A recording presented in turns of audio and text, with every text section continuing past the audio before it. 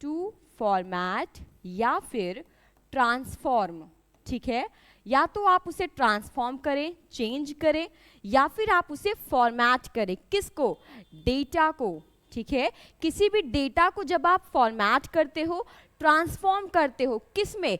Into the new templates, ठीक है।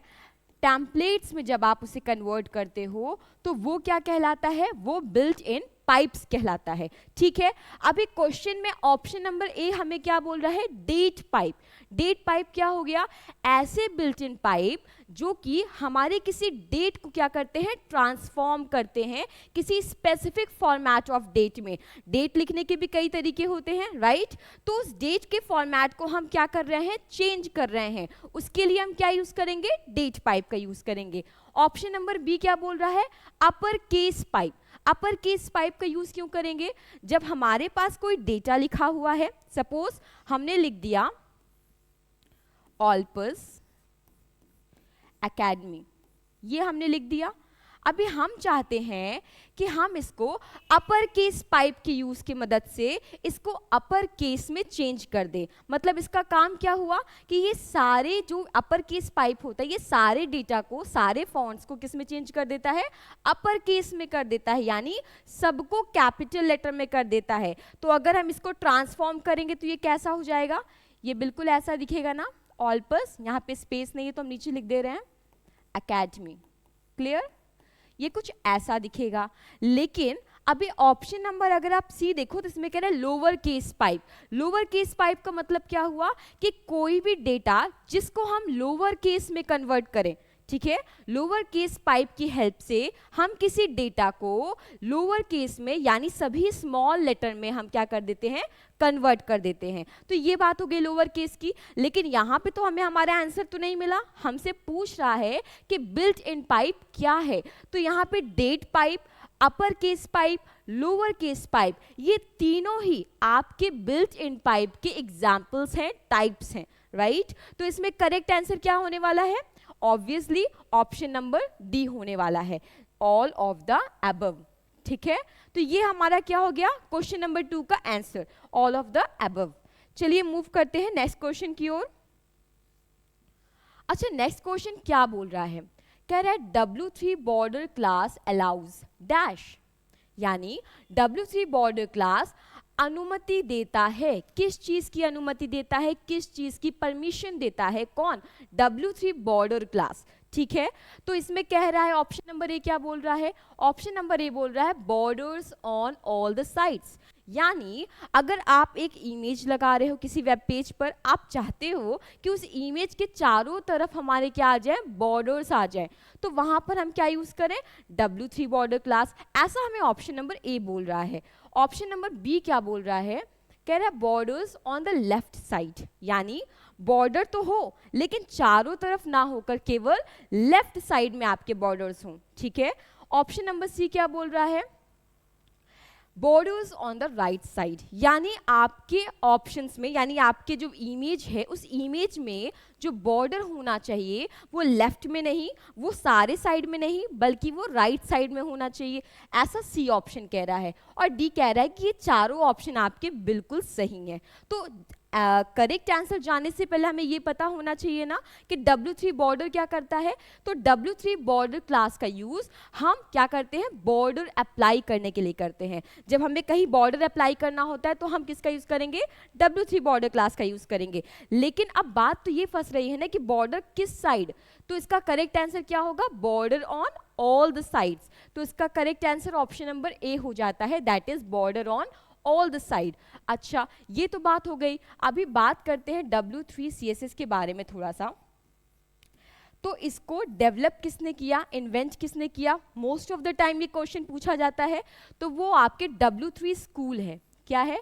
W3 school है।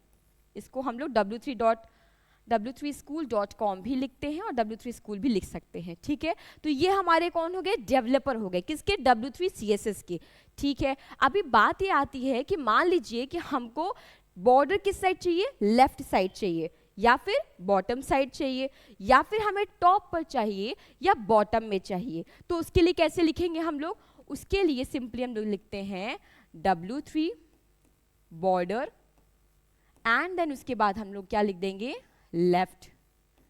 राइट पर चाहिए तो हम क्या करेंगे, W3 border right.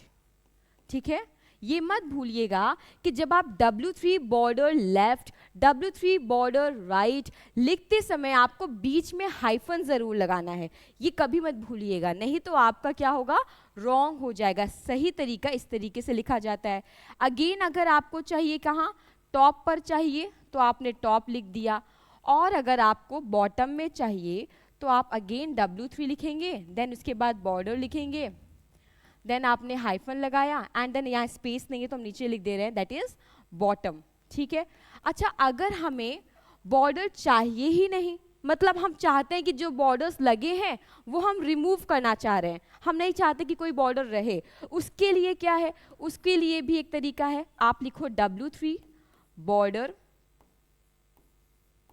W3 border और जीरो, यानी W3 बॉर्डर 0 लिखकर आप ये डिफाइन करते हो कि आपको किसी भी पेज के या फिर किसी भी इमेज के चारों साइड या किसी भी साइड बॉर्डर नहीं चाहिए, आप रिमूव करना चाहते हो। तो ये किस लिए है, ये आपके रिमूव करने के लिए है। किस लिए है, रिमूव करने के लिए है। क्या रिमूव करने के लिए है, बॉर्डर्स को रिमूव करने के लिए है। Is that clear to you? ठीक है, तो करेक्ट आंसर क्या हो गया हमारा, ऑप्शन नंबर ए। चलिए मूव करते हैं नेक्स्ट क्वेश्चन की ओर। नेक्स्ट क्वेश्चन कह रहा है कि which of the following work perform by W3 circle class. ठीक है, निम्नलिखित में से कौन सा कार्य W3 सर्कल क्लास द्वारा किया जाता है। यानी हमसे यहाँ पे सिंपली पूछ रहा है कि W3 सर्कल क्लास क्या परफॉर्म करता है, क्या टास्क है उसका, क्या काम करता है, सिंपली यही पूछ रहा है ना। तो 4 ऑप्शन दिए गए हैं, क्या बोल रहा है ऑप्शन नंबर ए, ऑप्शन नंबर ए कह रहा है कि displays the content inside a circle, content को एक वृत्त के अंदर प्रदर्शित करता है। ठीक, ऑप्शन नंबर बी क्या बोल रहा है, displays the content in the centre, यानी कंटेंट को बीच में प्रदर्शित करता है, सेंटर पर प्रदर्शित करता है। सी क्या बोल रहा है कि मतलब कंटेंट जो है वो सर्कल के अंदर भी प्रदर्शित करता है और साथ में क्या करता है, सेंटर पे भी प्रदर्शित करता है, यानी दोनों ऑप्शन सही हैं, both A and B are correct. और लास्ट में आपसे कहता है डी नन, यानी इसमें से कोई भी सही तरीका नहीं है W3 सर्कल क्लास को टास्क को परफॉर्म करने वाला फंक्शन। ठीक है, तो इसमें से कोई सही नहीं, ऐसा लास्ट बोल रहा है। बट इसका करेक्ट आंसर क्या होगा, इसका करेक्ट आंसर होगा कि W3 सर्कल क्लास का काम होता है कि वो आपके कंटेंट को, किसी भी कंटेंट को सर्कल में रिप्रेजेंट करता है, सर्कल में डिस्प्ले करता है। उस हिसाब से हमारा कौन सा सही हो जाएगा, ऑप्शन नंबर ए। क्या बोल रहा है, displays the content inside a circle, तो ये हमारा बिल्कुल सही हो जाने वाला है। ठीक है, अच्छा इसको लिखेंगे कैसे, how to write this particular what W3 circle class को कैसे लिखा जाएगा। ठीक है, तो बताते हैं कैसे लिखा जाएगा। सपोज हम चाहते हैं कि हमारे पास कोई इमेज है, कोई पिक्चर है, आप उस पिक्चर को चाहते हो कि वो सर्कल में रिप्रेजेंट हो, उसके लिए कैसे लिखा जाएगा। आप पिक्चर के लिए कौन सा टैग यूज करते हो, IMG। ठीक है, आपने IMG लिखा, फिर आपने क्या लिखा, क्लास लिखा, क्लास इक्वल टू आपने डबल इन्वर्टेड कॉमा में क्या लिख दिया, W3 सर्कल लिख दिया, W3 सर्कल। ठीक है, तो ये तो आपने बता दिया ना कि आपका क्लास क्या होगा। अभी आप चाहते हो, यहाँ पे स्पेस नहीं है तो हम नीचे लिखेंगे, हमने SRC लिख दिया। SRC का मतलब कि हम उस इमेज की पाथ लिख रहे हैं, ठीक है, URL लिख रहे हैं, कहाँ से हमने उस पर्टिकुलर इमेज को लाया, तो हम यहाँ पे उसका एड्रेस लिख देंगे और साथ में उसका एक्सटेंशन लिख देंगे। सपोज हमने PNG लिख दिया। ठीक है, एंड देन उसके बाद आप चाहते हो कि जो इमेज तो आया, मान लीजिए इमेज किसी एरर की वजह से डिस्प्ले नहीं हो रहा है, इन दैट कंडीशन कुछ तो रिप्रेजेंट हो, कुछ तो लिख के आए, सो दैट जो यूजर है वो अंडरस्टैंड कर सके, ओ दिस इज द प्रॉब्लम। तो क्या करेंगे हम यहाँ पे ऑल्ट नाम का क्या करेंगे, एट्रीब्यूट यूज करते हैं, एंड देन उसके बाद हम उसके अंदर क्या लिख देते हैं। सपोज हमने लिख दिया, मान लीजिए हमें कोई इमेज चाहिए किसी फ्लावर की या फिर किसी कैट की, तो हमने यहाँ पे कैट लिख दिया। ठीक है, और हमने इसको क्या कर दिया, क्लोज कर दिया। अच्छा, अगर आपको याद होगा तो प्रीवियस क्लासेस में हमने आपको बताया था कि जो img टैग होता है, जो कि इमेज के लिए हम लोग यूज करते हैं, उसका कभी भी क्लोजिंग टैग नहीं होता। अब क्लोजिंग नहीं है तो इसका मतलब ये क्या हुआ, ये एक सिंगुलर टैग हुआ, ठीक है।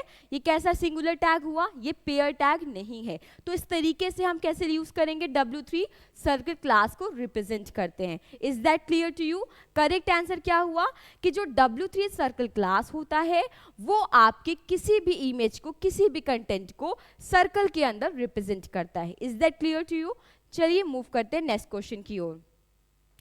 नेक्स्ट क्वेश्चन पे क्या कह रहा है, दिस इज आ, यानी दिस इज आ, कह रहा है दिस क्या है, दिस क्या है। तो क्या है, ऑप्शन नंबर ए क्या बोल रहा है कि ये कीवर्ड है, ठीक है। अच्छा, कीवर्ड क्या है, कीवर्ड को हम लोग बहुत अच्छे से रिजर्व्ड वर्ड के नाम से जानते हैं, आप सभी जानते होंगे रिजर्व्ड वर्ड, ठीक है, जिनका एक अपना स्पेसिफिक क्या होता है, अपना एक स्पेसिफिक पर्पस होता है, टास्क होता है। हम किसी भी चीज़ के लिए उस कीवर्ड का यूज़ नहीं कर सकते, ठीक है, स्पेसिफिक रीजन के लिए हम उसका यूज़ करते हैं। रिजर्व वर्ड, इनको हम लोग और भी नाम से कहते हैं, यानी कीवर्ड है और अगर रिजर्व वर्ड है, both are the same thing. Is that clear to you? चलिए, फंक्शन हो गया, फंक्शन हो गया, ये कह रहा है कि ये दिस जो है वो एक फंक्शन है, ठीक है। अच्छा, इसके बाद आपसे कह रहा है ये डिक्लेरेशन स्टेटमेंट है, डेटा टाइप है, ऑप्शन नंबर डी बोल रहा है। अच्छा, फंक्शन क्या होता है, फंक्शन किसी भी कोड का या किसी भी प्रोग्राम का ब्लॉक कोड कहलाता है। क्या कहलाता है? ब्लॉक ऑफ कोड कहलाता है, ठीक है। ब्लॉक ऑफ कोड का मतलब क्या हुआ कि आपने कोई प्रोग्राम लिखा और उस प्रोग्राम में आपने कोई स्पेसिफिक पार्ट को आप चाहते हो, वही सेम इफेक्ट आप सारे पेजेस पर चाहते हो, ठीक है, या सारे जितने भी वेब पेज आप क्रिएट करोगे सब पे सेम इफेक्ट चाहते हो, तो क्या आप उसे बार बार लिखोगे? नहीं, आप वहां पे फंक्शन का यूज करोगे। फंक्शन क्या करेगा, जो आप बार बार लिखोगे उससे अच्छा आप उसका फंक्शन यूज करो, वो डायरेक्टली आपके सारे कोड को वहां पर क्या करता है, अप्लाई कर देता है। So this is what the function, वो ब्लॉक ऑफ कोड होता है जिसको हमें बार बार यूज करने की जरूरत नहीं होती है। अच्छा, डिक्लेरेशन स्टेटमेंट हो गया एंड लास्ट में आपका डेटा टाइप हो गया। डेटा टाइप तो सभी को पता होगा, जैसे आपका INT, इंटीजर, STR स्ट्रिंग के लिए, कैरेक्टर के लिए कैर होता है, ऐसे ही डेसिमल वाले वैल्यूज के लिए फ्लोट होता है, ठीक है। अच्छा, तो इसमें करेक्ट आंसर क्या होगा, दिस क्या है, दिस एक टाइप का कीवर्ड होता है। क्या होता है? एक टाइप का कीवर्ड होता है। ये भी एक इंपॉर्टेंट क्वेश्चन है, तो इसको बिल्कुल एकदम दिमाग में पेस्ट कर लीजिए, Ctrl+V कर लीजिए, क्योंकि मोस्टली पूछ ही लेता है। अच्छा, ये बता दो कि ये किस टाइप का कीवर्ड है। आपको इतना पता होना चाहिए कि कीवर्ड है या नहीं, फंक्शन है या नहीं। Most of the time we get confuse कि ये फंक्शन है या कीवर्ड है। ओके, चलिए मूव करते हैं नेक्स्ट क्वेश्चन की ओर। अच्छा, नेक्स्ट क्वेश्चन क्या बोल रहा है, कह रहा है how do you add a shadow to the text in CSS। आप CSS में टेक्स्ट में शैडो कैसे जोड़ते हैं, यानी यहाँ पर हमसे बोल रहा है कि कोई टेक्स्ट है और उस टेक्स्ट में हमें क्या करना है, ऐड करना है। क्या ऐड करना है? शैडो ऐड करना है। तो शैडो ऐड करने के लिए बोल रहा है कि इसमें से 4 ऑप्शन दिए हैं, किसका यूज करेंगे, कैसे यूज करेंगे। तो कह रहा है ऑप्शन नंबर 1 कंटेंट शैडो का यूज करेंगे, ठीक है। ऑप्शन नंबर बी क्या बोल रहा है, टेक्स्ट शैडो का यूज करेंगे। ऑप्शन नंबर सी बोल रहा है वर्ड शैडो का यूज करेंगे और लास्ट में कह रहा है टेक्स्ट आउटलाइन का यूज करेंगे। तो इसका करेक्ट आंसर क्या हो जाएगा, किसके प्रयोग से हम किसी टेक्स्ट में शैडो अप्लाई कर सकते हैं, शैडो ऐड कर सकते हैं, जब बात आती है CSS की, यानी कैस्केडिंग स्टाइल शीट की। तो इसमें करेक्ट आंसर क्या हो जाने वाला है, इसमें करेक्ट आंसर आपका टेक्स्ट शैडो होने वाला है, ठीक है। यानी ऑप्शन नंबर बी आपका बिल्कुल करेक्ट आंसर है, क्योंकि यहाँ बात किसकी हो रही है, टेक्स्ट की बात हो रही है और क्या ऐड करने की बात हो रही है, शैडो की बात हो रही है। तो अगर आपको आंसर नहीं भी आ रहा है तो आप ऑप्शंस के साथ क्वेश्चन को कोरिलेट करके देख सकते हो। अच्छा, टेक्स्ट की बात हो रही है, टेक्स्ट में शैडो ऐड करना है, तो इसका टेक्स्ट शैडो आंसर हो सकता है, राइट। तो इसमें करेक्ट आंसर क्या हो गया, option number B, that is text shadow. अच्छा, नेक्स्ट क्वेश्चन क्या है? नेक्स्ट क्वेश्चन कह रहा है कि which of the following is not a text editor, यानी ये 4 ऑप्शन दिए हैं और इन 4 ऑप्शन में से कह रहा है कि कौन सा टेक्स्ट एडिटर नहीं है, निम्नलिखित में से कौन सा टेक्स्ट एडिटर नहीं है, ऐसा हमसे पूछ रहा है। तो 4 ऑप्शन दिए हैं। पहला बोल रहा है option number A, that is Sublime. Sublime क्या है? एक टेक्स्ट एडिटर है, राइट? अच्छा, नेक्स्ट क्या है? ECMS। ऑप्शन नंबर सी बोल रहा है आपका माइक्रोसॉफ्ट वर्ड, ठीक है। ऑप्शन नंबर डी बोल रहा है विम। तो इसका करेक्ट आंसर क्या होगा? हम सभी जानते हैं कि सबलाइम टेक्स्ट एडिटर है, पढ़ा है हमने। नोटपैड टेक्स्ट एडिटर है, ठीक है, notepad plus plus text editor है। माइक्रोसॉफ्ट वर्ड पे भी हम टेक्स्ट से रिलेटेड कुछ काम करते हैं, तो ये भी एक टेक्स्ट एडिटर हो गया। विम भी हमारा टेक्स्ट एडिटर है। तो बचा क्या? ECMS, ठीक है। तो इसमें करेक्ट आंसर क्या हो जाएगा? ECMS, क्योंकि यहाँ हमसे ये नहीं पूछ रहा कि कौन टेक्स्ट एडिटर है, हमसे तो ये पूछ रहा है ना कि नॉट अ टेक्स्ट एडिटर। तो हमारा करेक्ट आंसर क्या हो जाने वाला है? ECMS, ठीक है। अच्छा, अगर आपको इसका आंसर नहीं भी पता तो इतना तो आपको लॉजिक क्लियर है ना कि अच्छा इवन ऑड वाला ऑप्शन ले सकते हैं, कि इसमें से 3 ऑप्शन तो ऐसे लग रहे हैं कि सिमिलर है और एक ऑप्शन ऐसा है जो कि हमारा बिल्कुल भी इन सब चीज़ों से रिलेटेड नहीं है। तो इसका करेक्ट आंसर क्या हो जाएगा? ऑप्शन नंबर बी हो जाने वाला है।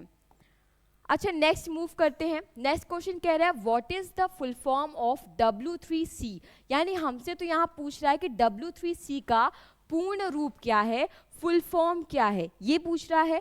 अच्छा, ऑप्शन नंबर ए क्या बोल रहा है? ऑप्शन नंबर ए बोल रहा है वर्ल्ड वाइड वेब कंसोर्टियम, ठीक है भैया।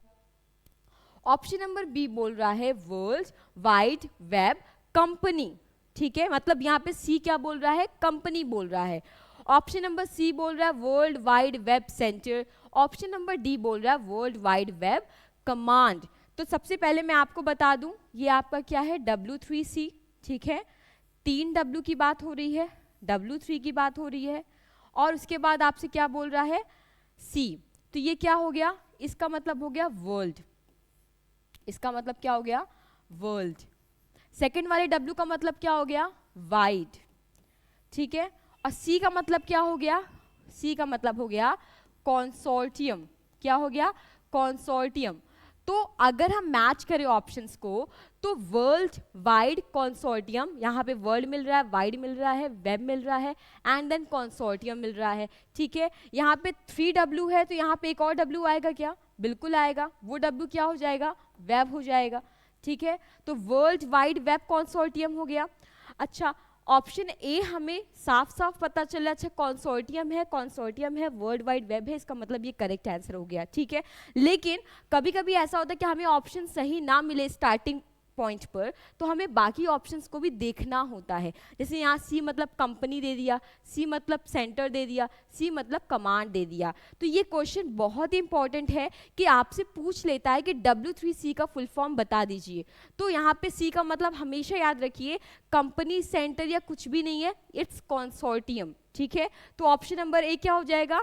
110% बिल्कुल करेक्ट हो जाने वाला है W3C का फुल फॉर्म। चलिए मूव करते हैं नेक्स्ट क्वेश्चन की ओर। नेक्स्ट क्वेश्चन में कह रहा है कि which is not a HTTP method, कौन सा HTTP मेथड नहीं है? नॉट लगा है, ये बात जरूर ध्यान दीजिएगा। तो सबसे पहले तो HTTP का फुल फॉर्म पता होना चाहिए, क्या पता होना चाहिए ना? क्या है? H का मतलब क्या होता है? हाइपर होता है। क्या होता है? हाइपर। T का मतलब क्या हो गया? टेक्स्ट। अगेन T है तो इसका मतलब क्या हो गया? ट्रांसफर। P का मतलब क्या हो गया? Protocol. Protocol, hyper text transfer protocol, ये तो हम बात कर ली HTTP की, राइट। अभी हमसे पूछ रहा है कौन सा मेथड नहीं है, तो ऑप्शन ए बोल रहा है PSOT। ऑप्शन नंबर बी क्या बोल रहा है? Get put. Option number C बोल रहा है सेट, और लास्ट में आपसे ऑप्शन नंबर क्या बोल रहा है? D, that is delete. तो इसमें करेक्ट आंसर क्या होगा? अगर हमसे पूछे कौन सा नहीं है, ठीक है, तो कौन सा नहीं है? Option number C, that is set. यहाँ पे बाय डिफॉल्ट पहले से ही यहाँ पर हमारा मार्क्ड है, ठीक है। तो ये हमारा क्या हो जाएगा? करेक्ट आंसर हो जाने वाला है, क्या कि जो सेट होता है वो हमारा HTTP मेथड नहीं है, ठीक है। बाकी हमारा PSOT की बात किया जाए, गेट और पुट की बात की जाए या फिर डिलीट की बात की जाए, ये तीनों ही हमारे HTTP के मेथड्स में इंक्लूड होते हैं, ठीक है। चलिए मूव करते हैं नेक्स्ट क्वेश्चन की ओर। नेक्स्ट क्वेश्चन में क्या बोल रहा है, कह रहा है a program that can retrieve the files from the World Wide Web, ठीक है। कोई प्रोग्राम की बात हो रही है जो क्या करता है, रिट्रीव करता है किसको, फाइल्स को, कहां से, from the World Wide web, and render the text, और क्या करता है, टेक्स्ट रेंडर करता है, इमेजेस देता है, sounds encoded in the files. Hindi में क्या है, कह रहा है एक प्रोग्राम जो वर्ल्ड वाइड वेब से फाइल पुनः प्राप्त कर सकता है और फाइलों में इनकोड किए गए टेक्स्ट, इमेज या ध्वनियों को प्रस्तुत कर सकता है। प्रोग्राम की बात हो रही है, वो कौन सा प्रोग्राम है जो आपके इमेजेस, टेक्स्ट, साउंड्स, इन सारी चीज़ों को रिप्रेजेंट करता है। तो आपका ऑप्शन नंबर ए क्या बोल रहा है, ब्राउज़र बोल रहा है, ठीक है। ऑप्शन नंबर बी बोल रहा है इंटरनेट, ऑप्शन नंबर सी बोल रहा है सर्वर, और लास्ट में ऑप्शन बोल रहा है हमारा वेब सर्वर। अच्छा, अगर आप चारों ऑप्शंस को एनालाइज करो तो चारों ऑप्शंस थोड़े थोड़े सिमिलर लग रहे हैं, इंटरनेट, ब्राउज़र, सब कुछ थोड़ा थोड़ा सिमिलर लग रहा है, राइट। लेकिन इसमें करेक्ट आंसर क्या होगा, करेक्ट आंसर आपका ऑप्शन नंबर ए हो जाएगा। वो क्या है, वो है ब्राउज़र। यानी जब बात आती है कि वेब ब्राउज़र क्या है, तो ये वेब ब्राउज़र ही एक ऐसा प्रोग्राम होता है जो क्या करता है, वर्ल्ड वाइड वेब से फाइल पुनः प्राप्त करता है, ठीक है। और उसके बाद क्या करता है, फाइलों में एनकोड किए गए टेक्स्ट को, कोई भी इमेज है, कोई भी ऑडियो है, ध्वनियाँ हैं, उनको रिप्रेजेंट या प्रेजेंट करता है। ये काम ब्राउज़र का होता है। अच्छा, कुछ एग्जाम्पल्स होंगे, कुछ एग्जाम्पल्स होंगे वेब ब्राउज़र के, कौन कौन से होते हैं। जैसे आपका गूगल क्रोम, बहुत ही पॉपुलर एग्जाम्पल है गूगल क्रोम। गूगल क्रोम क्या है, ये एक टाइप का क्या है, वेब ब्राउज़र है, जिसका यूज़ हम लोग जनरल पर्पस के लिए तो करते ही हैं। नेक्स्ट आपका होता है मोजिला फायरफॉक्स। मोजिला फायरफॉक्स ये भी क्या है, आपका एक टाइप का वेब ब्राउज़र है, ठीक है। अच्छा, ये सारे तो वेब ब्राउज़र हो गए। ऐसे ही आपके क्या होते हैं, सर्च इंजन्स होते हैं, जैसे गूगल हो गया, याहू हो गया, डक डक गो हो गया, ये सारे आपके सर्च इंजन्स हो गए। क्लियर। तो अगर क्वेश्चन में आपसे पूछेगा इस प्रोग्राम के बारे में, इन सारे स्टेटमेंट के बारे में, कौन टैक्स परफॉर्म करता है, कौन रिप्रेजेंट करता है, आप क्या बोलोगे, आप बोलोगे ब्राउज़र है। अच्छा, ये भी क्वेश्चन पूछता है कि टेल मी, या फिर आपको चार ऑप्शन दे दिए, कहा अच्छा ये बताइए कि इसमें से कौन सा नहीं है वेब ब्राउज़र या कौन सा है। तो अगर आपको नाम पता होंगे तो आप एग्जैक्टली क्लियर कर पाओगे ना, एग्जैक्टली टिक कर पाओगे ना कौन सा सही है। अच्छा ठीक है, मूव करते हैं नेक्स्ट क्वेश्चन की ओर। नेक्स्ट क्वेश्चन कह रहा है कि a dash document is a fixed content, ठीक है, document that created and stored in a server. A dash document is a fixed content document that is created and stored in a server. The client can get a copy of that document only. Hindi में क्या बोल रहा है, कह रहा है दस्तावेज एक निश्चित कंटेंट का दस्तावेज है, यानी एक ऐसा डॉक्यूमेंट जो कि निश्चित कंटेंट का डॉक्यूमेंट है जो सर्वर में बनाया और संग्रहित किया जाता है। ग्राहक केवल दस्तावेज की एक प्रति प्राप्त कर सकता है। तो यहाँ पे उस डॉक्यूमेंट की बात कर रहा है, वो कौन सा टाइप का डॉक्यूमेंट है जो कि फिक्स्ड कंटेंट डॉक्यूमेंट के काम के लिए यूज किया जाता है। चार ऑप्शंस दिए हैं। पहला क्या बोल रहा है, पहला कह रहा है option number A that is static, option number B बोल रहा है डायनेमिक, ठीक है। स्टैटिक का मतलब ही होता है फिक्स, ठीक है, कोई भी चीज जो चेंज ना हो, ठीक है। डायनेमिक का मतलब जो चेंज होता रहता है, क्या होता रहता है, चेंज होता रहता है टाइम के साथ, टाइम के साथ, जो टाइम के साथ चेंज होता रहता है, सिचुएशंस के साथ चेंज होता रहता है, that is dynamic. Option number C बोल रहा है फिक्स्ड, और लास्ट में आपसे कह रहा है नन ऑफ दीज। तो वो कौन सा डॉक्यूमेंट है जो कि फिक्स्ड कंटेंट डॉक्यूमेंट है, ठीक है, जिसे क्रिएट किया जाता है, स्टोर किया जाता है किसी भी सर्वर में, तो वो कौन सा हो गया, वो आपका स्टैटिक डॉक्यूमेंट होता है। ऑप्शन नंबर ए बिल्कुल करेक्ट है। चलिए मूव करते हैं नेक्स्ट क्वेश्चन की ओर। नेक्स्ट क्वेश्चन कह रहा है the images are made of dash, यानी इमेज डैश से बनी होती हैं। इमेजेस किस चीज से बनी होती हैं ये हमसे पूछ रहा है। ऑप्शन नंबर ए क्या बोल रहा है, डीपीआई से बनी होती हैं। ऑप्शन नंबर बी क्या बोल रहा है, पिक्सल से बनी होती हैं। ऑप्शन नंबर सी क्या बोल रहा है, ड्राइंग से बनी होती हैं। या फिर डी, पिक्चर से बनी होती हैं। तो आपका क्या होगा, जो इमेजेस होती हैं वो किससे बनी होती हैं, वो आपके पिक्सल से बनी होती हैं। किससे बनी होती हैं, पिक्सल से बनी होती हैं। तो करेक्ट आंसर क्या हो जाएगा, ऑप्शन नंबर बी हो जाने वाला है। अच्छा, डीपीआई की फुल फॉर्म क्या होती है, मोस्ट ऑफ द टाइम हमसे पूछ ही लेता है।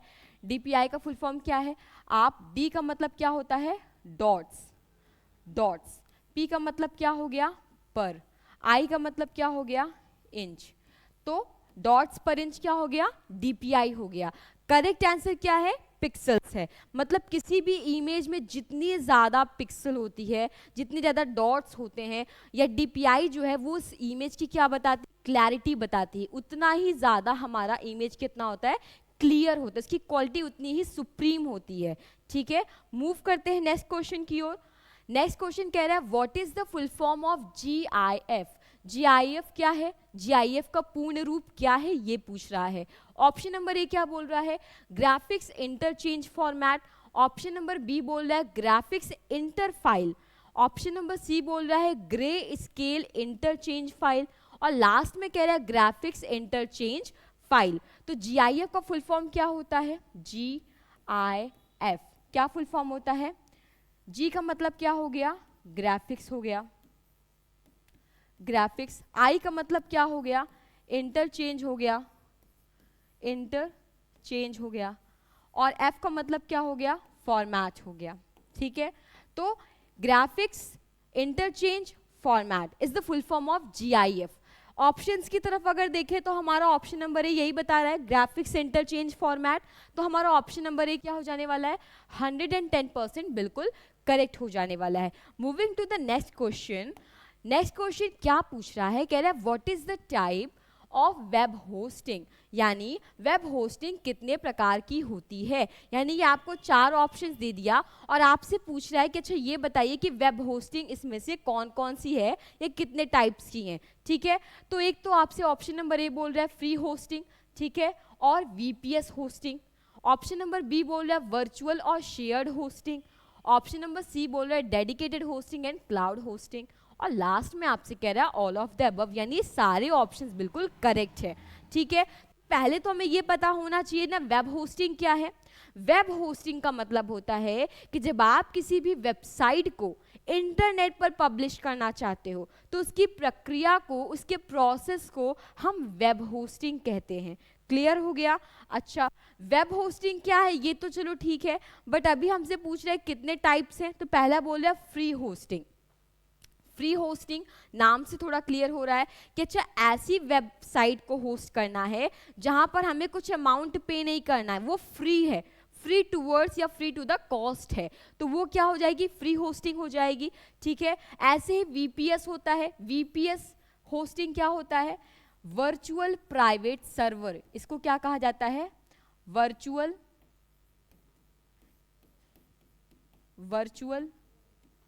प्राइवेट। एक्चुअली यहाँ पे एक बार मैं रैप कर देती हूँ।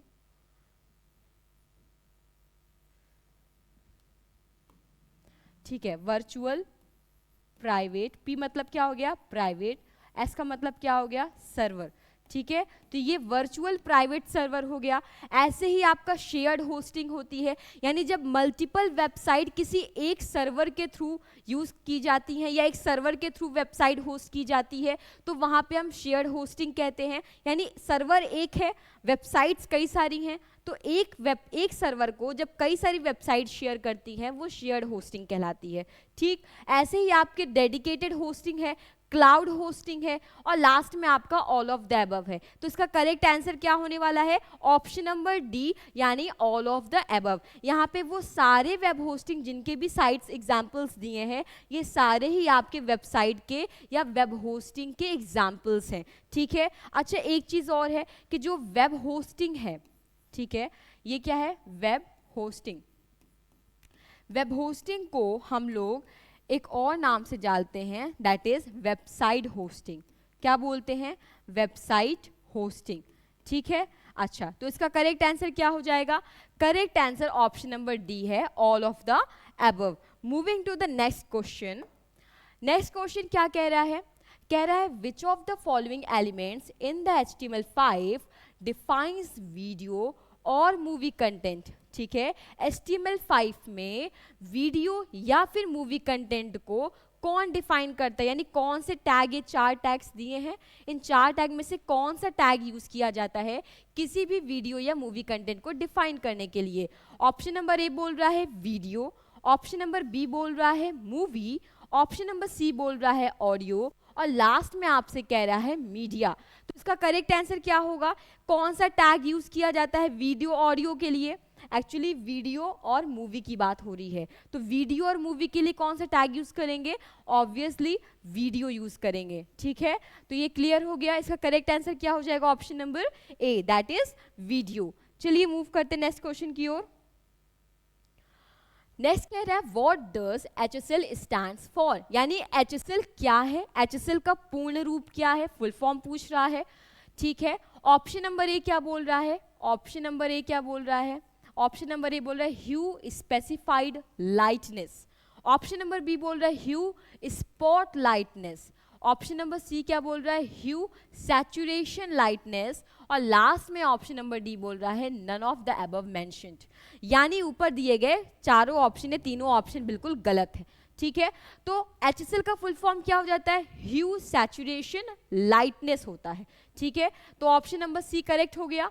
ठीक है, ह्यू सैचुरेशन लाइटनेस। अच्छा, सैचुरेशन का मतलब क्या होता है? इंटेंसिटी। ठीक है, इंटेंसिटी, और लाइटनेस का मतलब क्या होता है? ब्राइटनेस। आप किसी भी लाइट या किसी भी कलर को आप कितना ज़्यादा ब्राइट करना चाहते हो या कितना ज़्यादा डार्क करना चाहते हो, वो लाइटनेस डिफाइन करता है। ह्यू क्या है? ह्यू का मतलब जब आप किसी स्पेसिफिक कलर को चूज करते हो, सपोज आपके प्राइमरी कलर्स होते हैं ना, रेड, ग्रीन, ब्लू, तो ये सारे कलर्स को चूज करना हुआ, उसके लिए ह्यू है। सैचुरेशन इंटेंसिटी बताता है, और लाइटनेस आपका कलर का ब्राइटनेस बताता है या फिर उसकी डार्कनेस को बताता है। तो ये हमारा HSL हो गया, फुल फॉर्म देख लिया। चलिए मूव करते हैं नेक्स्ट क्वेश्चन की ओर। इसका करेक्ट आंसर क्या हो जाएगा? Option number C. अच्छा, नेक्स्ट क्वेश्चन कह रहा है which command is use to open a new tab in the Sublime text. बात किसकी हो रही है? सबलाइम टेक्स्ट की बात हो रही है। अच्छा, क्या करने की बात हो रही? किसी भी नए टैब को ओपन करने की बात हो रही है। कोई नया टैब है, उसको ओपन करना है, उसकी शॉर्टकट की हमसे पूछ रहा है सबलाइम में क्या है। ठीक है, ऑप्शन ए क्या बोल रहा है? Ctrl+T, ऑप्शन नंबर बी बोल रहा है Ctrl+N, सी बोल रहा है कंट्रोल के साथ टैब को प्रेस करेंगे तो हो जाएगा भैया। लास्ट में कह रहे हैं कंट्रोल के साथ शिफ्ट, और शिफ्ट के साथ अगर हम टी को प्रेस करते हैं तो हमारा कोई भी नया टैब जो है वो सबलाइम टेक्स्ट एडिटर में खुल जाता है। लेकिन इसका करेक्ट आंसर क्या हो जाएगा? कंट्रोल के साथ अगर आप टी को प्रेस करते हो तो वो एक शॉर्टकट की होता है, किस लिए? किसी भी नए टैब को ओपन करने के लिए। लेकिन ये शॉर्टकट की किसकी बात हो रही, कहाँ बात हो रही, कहाँ यूज करेंगे? इसका यूज केवल सबलाइम में होगा। तो नेक्स्ट आंसर इसमें करेक्ट क्या हो जाएगा? करेक्ट आपका ऑप्शन नंबर ए हो जाएगा, दैट इज कंट्रोल के साथ टी प्रेस करेंगे। ठीक है, मूव करते हैं नेक्स्ट क्वेश्चन की ओर। नेक्स्ट क्वेश्चन कह रहा है in order to decrease the size of the brush use, यानी आपको क्या बोल रहा है? डिक्रीज करने की बात बोल रहा है। क्या डिक्रीज करना है? साइज ऑफ द ब्रश, यानी किसी भी ब्रश की साइज को अगर आपको क्या करना है? स्मॉल करना है, डिक्रीज करना है, तो आप ये 4 ऑप्शंस दिए हैं, आप किस सिंबल का यूज करोगे? ठीक है, तो ऑप्शन नंबर ए क्या बोल रहा है? ये आपका क्लोजिंग बिग ब्रैकेट है। ठीक है, ये आपका ओपनिंग बिग ब्रैकेट है, ये आपका क्लोजिंग आपका क्या है? कर्ली ब्रेसेस है, और ये आपका डी जो है वो आपका, ये आपका क्लोजिंग है, लास्ट में आपका ओपनिंग कर्ली ब्रेसेस है। ठीक है, तो ये 4 ऑप्शंस दे दिए। हमसे कह रहा है कि साइज को इंक्रीज नहीं करना है, साइज को डिक्रीज करना है, यानी साइज को कम करना है। तो कौन सा आंसर सही होगा? ऑप्शन नंबर ए, यानी इस टाइप के सिंबल का यूज अगर आप करते हो तो आपका डिक्रीज होता है। ठीक है, क्या होता है? डिक्रीज होता है। क्या डिक्रीज होता है? ब्रश की साइज डिक्रीज होती है। ठीक है, ब्रश की साइज डिक्रीज होती है। और अगर आप ऐसा यूज करोगे तो क्या हो जाएगा, इंक्रीज हो जाएगा। क्लियर, क्या हो जाएगा, इंक्रीज हो जाएगा। ठीक है, इंक्रीज ब्रश साइज। ठीक है, तो ये बात हो गई हमारे क्वेश्चन नंबर 18 की। ऑप्शन कौन सा हो जाएगा, ए वाला। चलिए मूव करते हैं नेक्स्ट क्वेश्चन की ओर। नेक्स्ट क्वेश्चन में कह रहा है the transparent keyword is equivalent to which RGBA value in the CSS। यानी ट्रांसपेरेंट कीवर्ड CSS में किस RGBA मान के बराबर होती है। तो 4 ऑप्शंस दिए हैं, हमसे पूछ रहा है कौन सा ट्रांसपेरेंट कीवर्ड है जो कि आपके RGBA के वैल्यू के बराबर होती है, वो भी किस में, CSS में।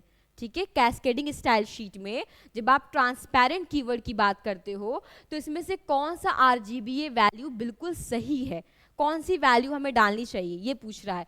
ऑप्शन नंबर ए बोल रहा है RGBA 0001। ठीक है, ये सारे ब्रैकेट्स में होंगे जो भी वैल्यूज हम लिखेंगे RGBA की।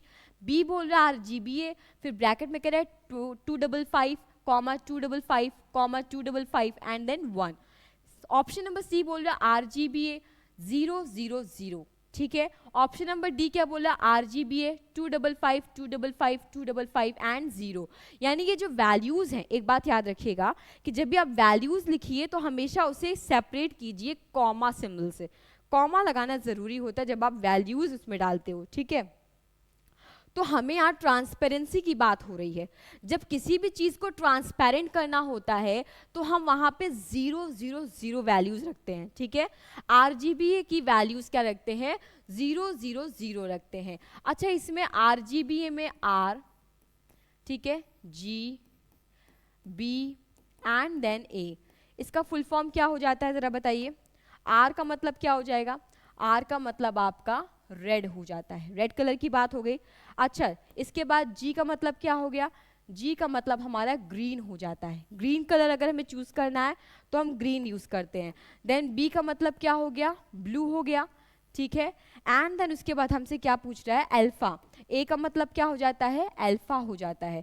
तो RGBA का फुल फॉर्म अगर आपसे कोई पूछेगा तो कभी भी कंफ्यूज मत होइए, जनरली सभी को पता होता है RGB मतलब होता है रेड ग्रीन ब्लू।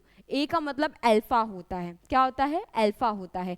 ट्रांसपेरेंसी की बात आए तो कौन सी वैल्यूज लिखेंगे, 000। ठीक है, क्लियर हो गया। ऑप्शन नंबर सी बिल्कुल करेक्ट है। Moving to the next question. Next question क्या कह रहा है, कह रहा है which one is not the audio elements attribute. यानी कौन सा ऑडियो एलिमेंट का एट्रीब्यूट नहीं है। ठीक है, इसमें से 4 ऐसे ऑप्शंस दिए हैं, हमसे कह रहा है कि इसमें से कौन सा ऐसा एट्रीब्यूट है जो कि ऑडियो के लिए यूज नहीं किया जाता है। ठीक है, ऑप्शन नंबर ए बोल रहा है चेक, ऑप्शन नंबर सी बोल रहा है कंट्रोल, ऑप्शन नंबर सी बोल रहा है लूप, और लास्ट में डी बोल रहा है SRC। SRC क्या बताता है, URL बताता है, फाइल पाथ बताता है, कहाँ से हमने उस ऑडियो को लिया।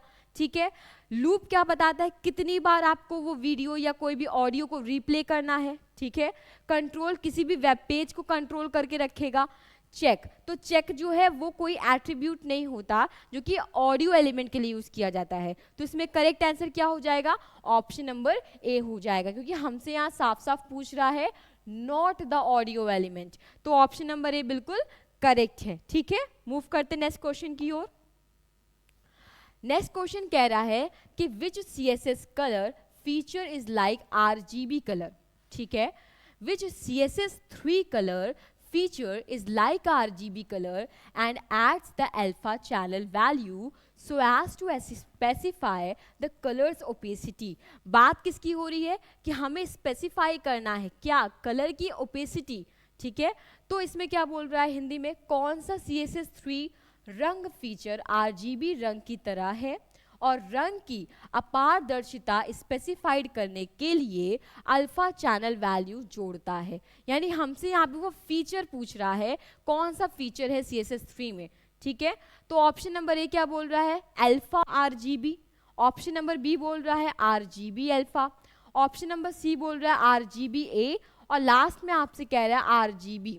ठीक है, तो इसका करेक्ट आंसर क्या हो जाने वाला है, RGBA हो जाने वाला है। यानी RGB का मतलब तो सभी को पता है, रेड ग्रीन ब्लू, और A का मतलब क्या हो जाने वाला है, अल्फा हो जाने वाला है। Correct answer is C। चलिए मूव करते हैं नेक्स्ट क्वेश्चन की ओर। कह रहा है कि which is not a valid text alignment class in the W3 dot text. ठीक है, यानी कौन सा W3 टेक्स्ट में मान्य टेक्स्ट अलाइनमेंट क्लास नहीं है। इसमें से 4 ऑप्शन दिए हैं, 4 अलाइनमेंट्स दी हुई हैं, और हमसे बोल रहा है कौन सा अलाइनमेंट सही नहीं है, यानी लिखने का तरीका W3 CSS में कौन सा सही नहीं है। तो कह रहा है W3 left align, option number B बोला W3 right align, option number C बोला W3 centre, option number D बोल रहा है W3 सेंटर अलाइन। ठीक है, तो अगर हम बात करते हैं जब लेफ्ट की, किसकी बात करते हैं, लेफ्ट साइड में अगर हमें चाहिए कोई टेक्स्ट, तो उसके लिए हम लोग W3 लिखते हैं, देन उसके बाद हम लोग लेफ्ट लिखते हैं। ठीक है, लेफ्ट लिख दिया, देन उसके बाद हमने अलाइन लिख दिया। ठीक है, ऐसे लिखा हुआ है क्या। अच्छा नेक्स्ट क्या है, अगर हमें राइट चाहिए, राइट चाहिए तो हमने राइट लिख दिया, हमने W3 लिख दिया, हमने लेफ्ट की जगह राइट को लिख दिया। ठीक है, एंड देन उसके बाद हमने अलाइन कर दिया। अच्छा, अगर हमको यही चीज सेंटर पे चाहिए, यही चीज अगर हमको सेंटर पे चाहिए, तो क्या हम अगेन सेम प्रोसेस अप्लाई करेंगे, W3 लिखेंगे एंड देन उसके बाद हम लोग क्या कर देंगे, सेंटर लिख देंगे। यानी ये 3 जो है बिल्कुल सही तरीका है लेफ्ट में, राइट में या फिर सेंटर में अगर आप किसी टेक्स्ट को अलाइन करना चाहते हो। लेकिन इसमें से अगर आप ऑप्शन नंबर डी को देखें तो कह रहा है W3 सेंटर और अलाइन, यानी ये सेम फॉर्मेट को अप्लाई कर रहा है जैसा हमने लेफ्ट और राइट के लिए किया, बट ये तरीका सेंटर को लिखने का नहीं होता है, क्योंकि हमसे यहाँ पे नॉट पूछ रहा है। ठीक है, तो हमारा करेक्ट आंसर क्या हो जाने वाला है, ऑप्शन नंबर डी हो जाने वाला, that is W3 hyphen centre hyphen align. ठीक है, चलिए मूव करते हैं नेक्स्ट क्वेश्चन की ओर। नेक्स्ट क्वेश्चन में कह रहा है कि which of the following is not a type, not a type मतलब पहले से ही नेगेटिव क्वेश्चन है, थोड़ा ध्यान दीजिएगा, of screen frames in the HTML, यानी निम्नलिखित में से कौन सा HTML में एक प्रकार का स्क्रीन फ्रेम नहीं है। स्क्रीन फ्रेम की कुछ टाइप्स होते हैं, राइट।